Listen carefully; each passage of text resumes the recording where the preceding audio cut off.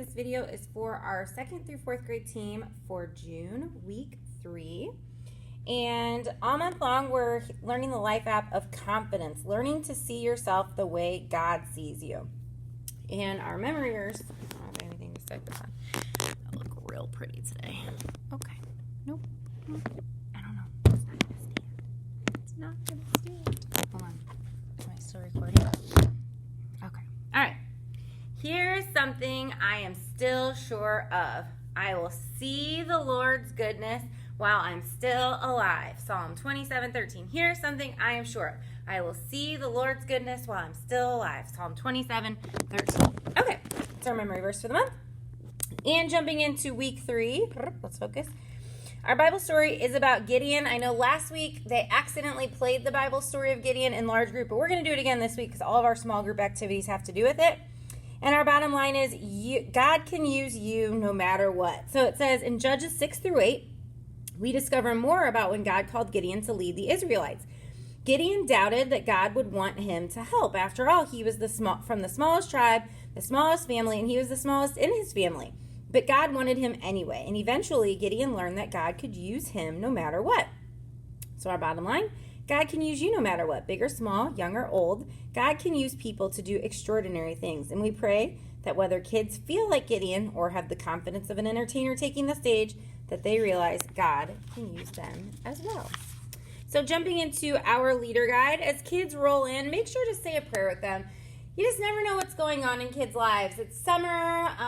You just don't know what's going on in their home, with their friends, just what they're going through. So just take a moment, pray for kids as they come into your room. And then you can invite kids to share a hidden talent that they have. You can have them write it down if you want, or you can just have them share it with the group as they come in if anyone has any hidden talents. When service starts at 9 and 11, you're going to do an interactivity called Commander Says, just like Simon Says, but you're going to do it with motions that a soldier might be commanded to do. So marching in place, stand at attention, run in place, jumping jacks, climbing a wall, a belly crawl. And then you can have your kiddos be the commanders also if you have time. And you're just going to say, in large group, we'll hear about someone unexpected who God used to command an army. So then head over to large group for this week. When you get back from large group, this is a super fun activity to kind of retell the story. So in the Action Bible, I'm just going to read this kind of quickly because I think it's so great and it will give you as a leader, I know it helped me to kind of re-see the story. So I'm going to kind of summarize it, but I would suggest that you read through this with your small group. I know they love the Action Bible. So basically what happened is after Deborah, there were some years of plenty, but then the Israelites started worshiping false gods again, like the god of Baal. Well, every harvest season, just when the Israelites were ready to gather their food for the whole year, these roving bands of Midianites would steal their harvest. And for years, the desert tribesmen would terrorize the Israelite villages, and they would have to run for their lives and pray that they didn't find their fields or their grain, but inevitably they would find their grain and all their food.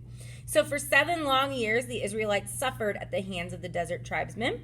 But they would hide out in caves and thresh their grain in secret, but these raiders would always return. And then even more frightening news comes. Now they're bringing more armies with them, and they start taking away their fields, their grain, their cattle, their sheep, everything.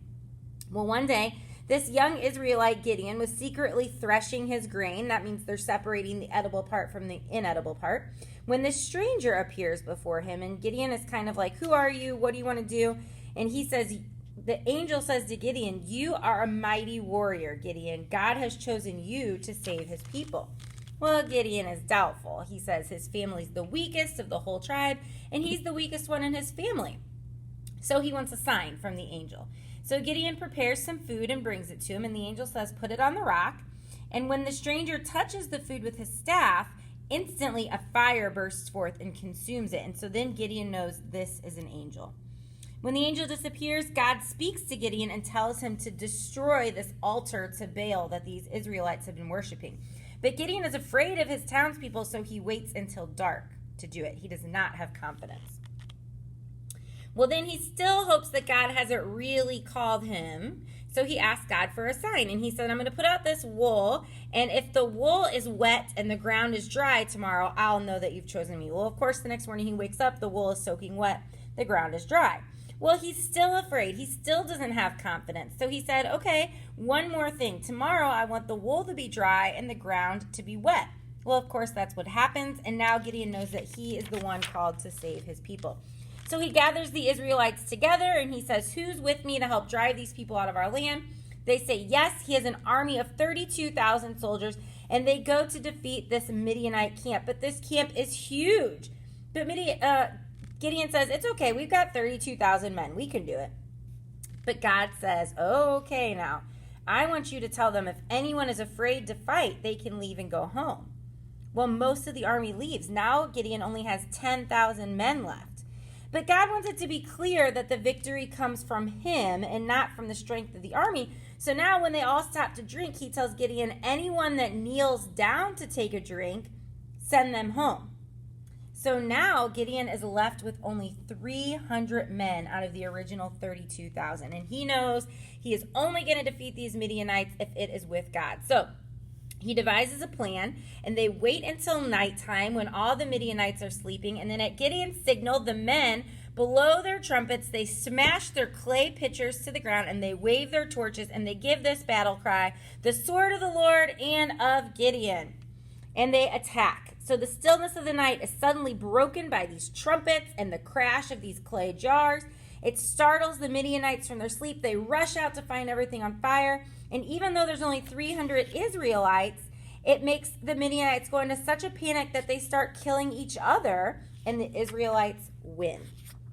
So with that being said, you're going to show your kids all of these random things, and you're going to ask them to retell the story using these props. So we have the wheat that was being stolen from the Israelites. We have the fleece and the water that God would use to make the fleece soaking wet and the ground dry.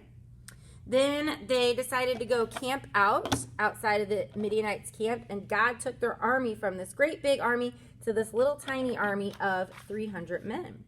Well, they waited till the Midianites were sleeping, and then they rushed in, blowing their trumpets, smashing their clay pots. This is just modeling clay.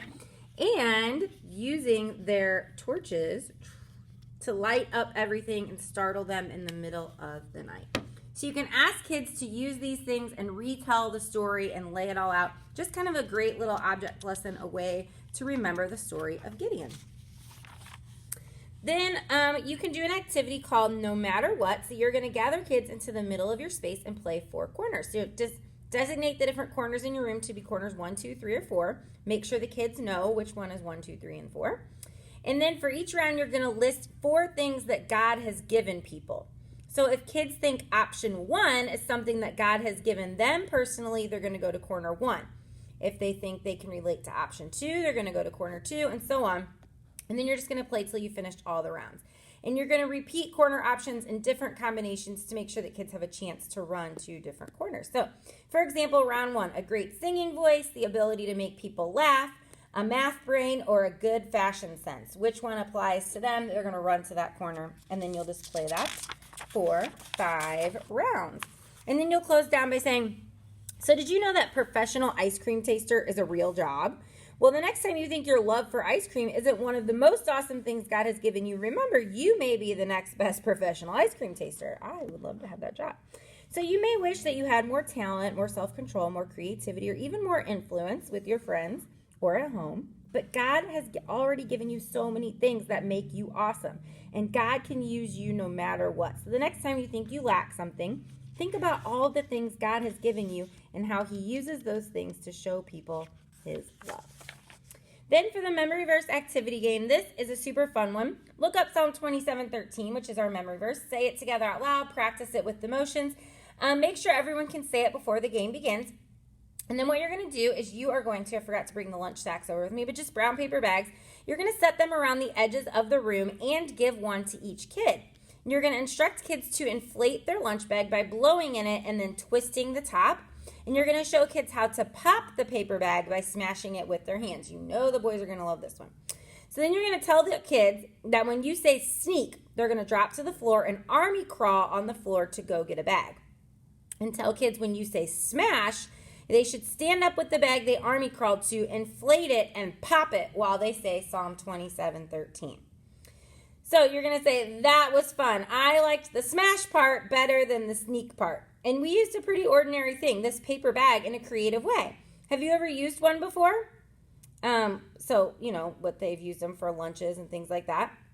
Well, it's like the way God can use you no matter what. Most often, God uses us to be kind to our neighbors and our family and to show his love by being ourselves. And that's awesome. And I'm so glad that God uses us every day.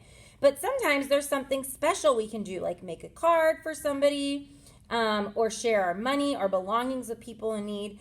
Just like this paper bag became something special today and not what it's usually used for. So here's a challenge for you this week. Take home a paper bag and figure out a way to use it to show God's love to someone. What ideas do you have? They could pack a snack for a friend, put small toys in to donate, save money to share at church or with other people, wrapping a small gift for a sibling, making a puppet. Our memory verse says that we can have confidence that we will see God's goodness. And sometimes that means that we can see God's goodness in what God does through us. And then just closing down in prayer, thanking God that he can use us no matter what, just like Gideon. So that is it for this week, guys.